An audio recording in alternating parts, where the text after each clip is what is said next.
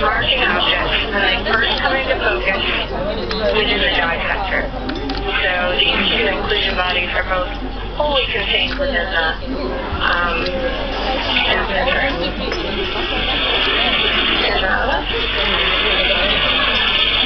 And when this guy comes into focus, we need to determine whether or not it touches the green line. It looks like it does, so I'm going to include it. We'll pass through the rest of the dye sector. We have to make sure that this one does not touch a red line. That actually looks like it does when it comes into focus, but this one would not meet the criteria to be counted, so it would not be included in the estimate. It's not appropriate to mark it.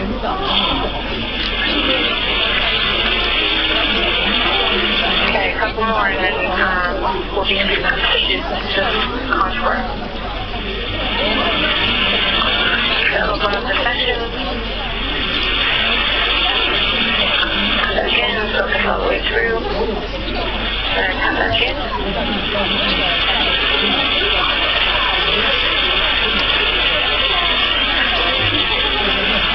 And we'll mark the objects as they come into focus.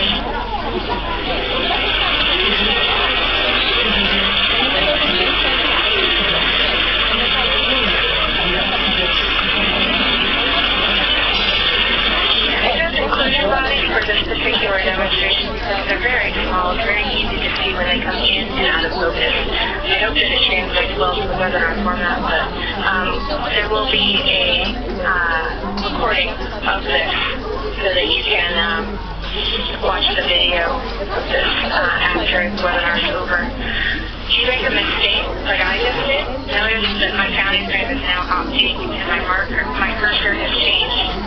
But I placed this marker over this inclusion body that's outside of my dye sector. You can erase that marker by doing Control-Z and continue on.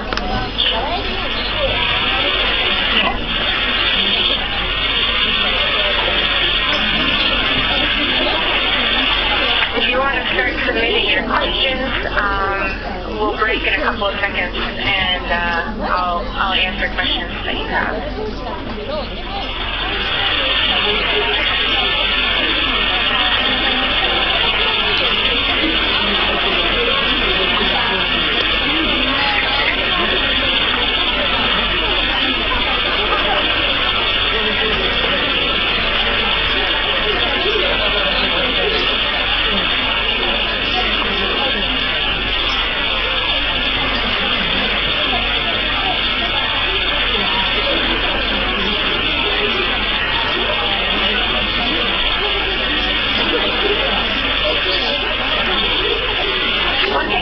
While I'm counting is how little movement I'm actually doing with the mouse. You see that everything is set up in the workflow so that hopefully it's as straightforward and easy to implement as possible.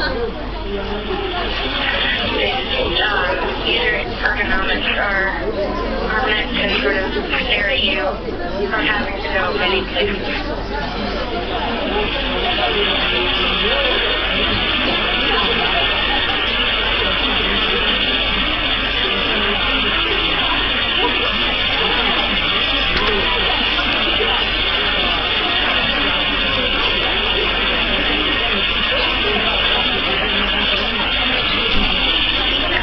Once you've completed counting, Serial Investigator will let you know that all the sampling sites have been visited and then you should use the program to view the results. So I'll prompt you to save the data file.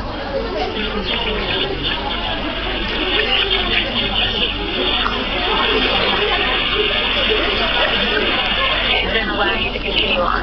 Once you save the data file, it'll just automatically save the data and let you move on.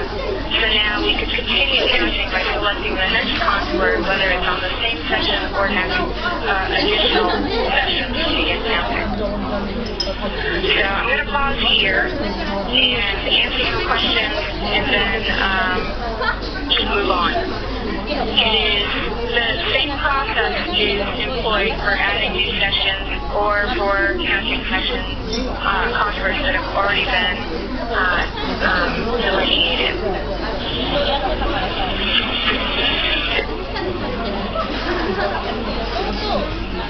会で働いてたんだけど、個人経営だったから、自分たちで全部しなきゃいけないんですよ。結構和食の感覚だったんですよ。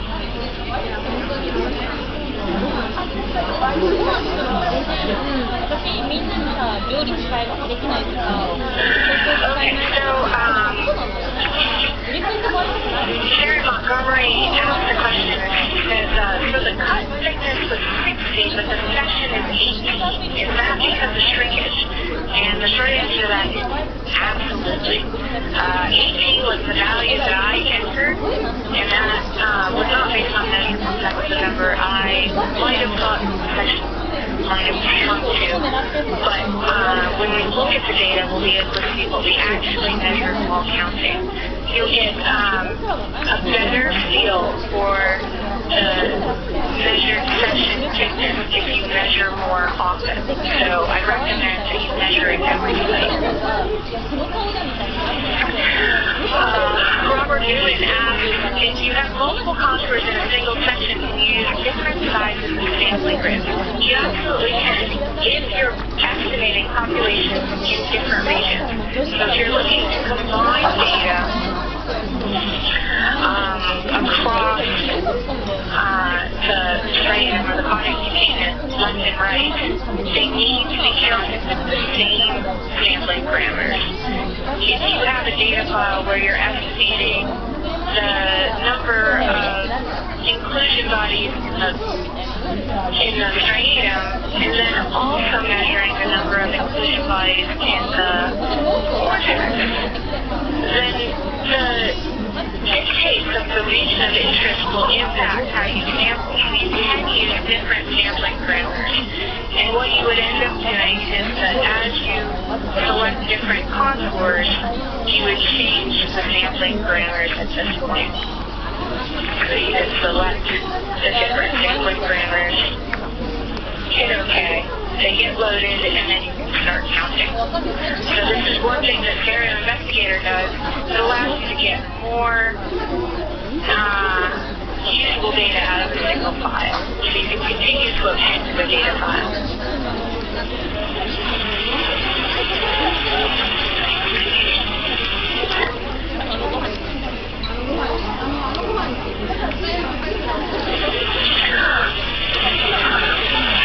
Dallas asks, to find the top and bottom, I look for the first focused object in the dissector or in the entire field.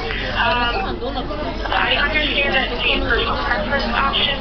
I look in the entire field of view. If you really only want to focus on the dissector, you may. It's up to you.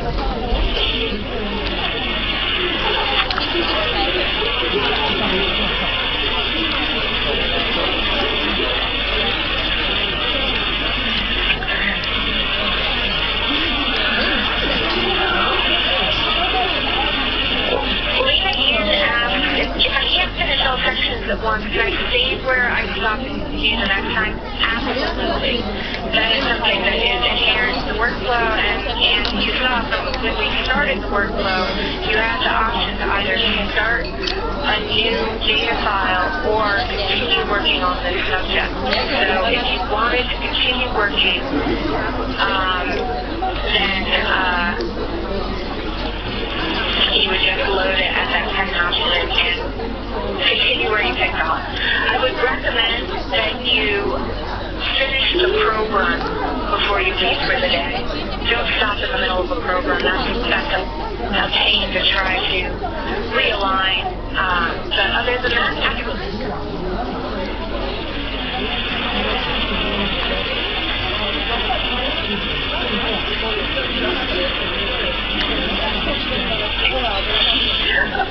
This is a good question from Ornella Cantoni. I'm not sure if I have this right, but you asked, why was the dissector option set to 12 microns total? So that's dissector for the top and bottom guard zone. If the tissue was 14 microns, will a lot of data be lost by not including those 2 extra microns? And important point to remember is that the sampling parameters need to be based on pilot setting. And that needs to ensure that your dissector setting will dissector and guardsome are set with a minimum encounter measured section thickness. And so if we ran into a section thickness that was 13 microns, having dissector settings so that you use 14 microns would mean that you're potentially measuring or counting objects that might fall into a virtual space, which would affect the accuracy of your estimate.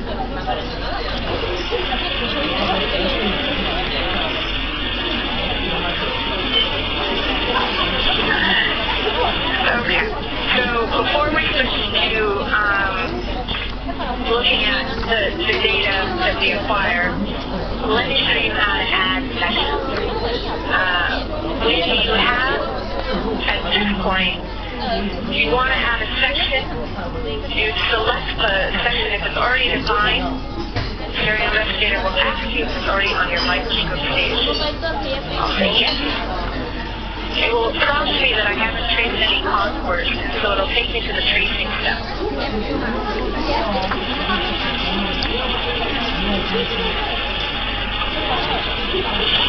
So I'll ask you to set to the low magnification.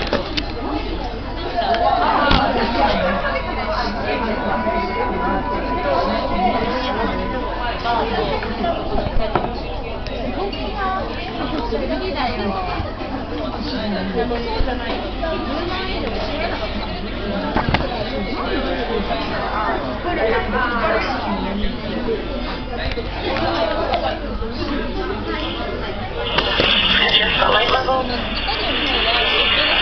And as you can see, we're still on the first section, but if I then now I'm in joystick mode, and I can move to the next section on the slide. Right click to end joystick mode,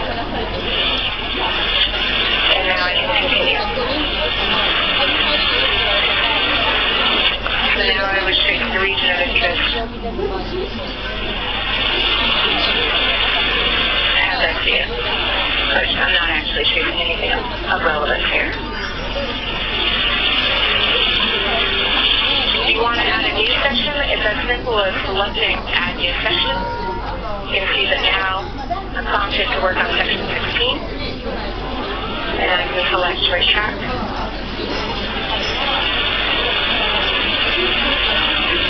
I'll move to the next section, exit out of joystick mode, and I can begin counting. Okay. Okay, so I'm going to close the workbook because I'm going to load a completed data file for the next section. So we have about 10 minutes left, maximum, depending on questions.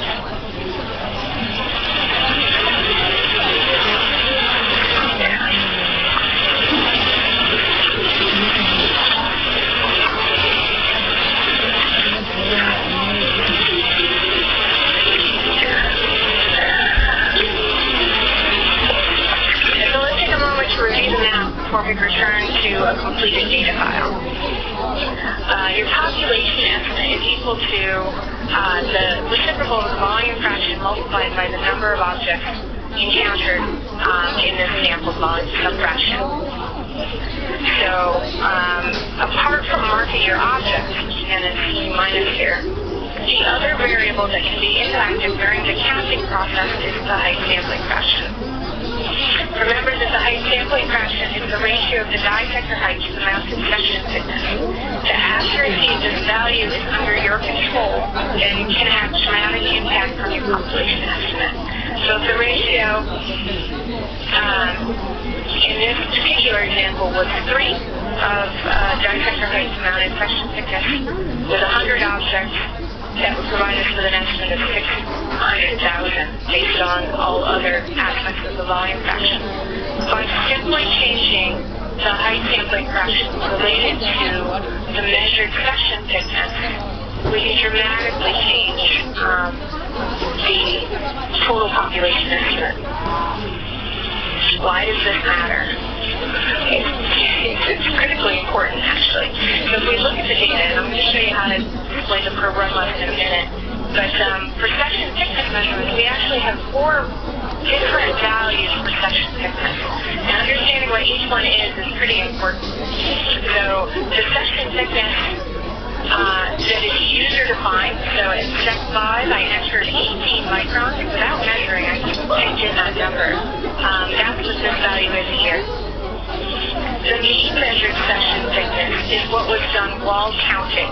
So you can see that the actual thickness measured while counting turned out to be 15.4 microns.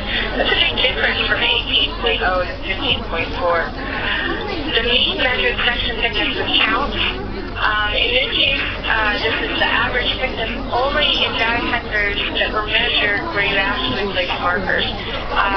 This is a good sanity check for people who are just getting started with counting, because you should end up with something that is relatively similar here. If you end up setting the bottom of your section as the top of your dye sector, and vice versa, you might end up with wildly different section thicknesses between these two values. And finally, the number-weighted mean section thickness measurement is especially useful for instances where your tissue is extremely wavy. So to see how each of these 4 values impact the total population estimates, we actually, by looking at the number of markers here, the same number of markers are used for all estimates here that are reported, as is the dye sector height, the section sampling fraction, and the area sampling fraction. The only variant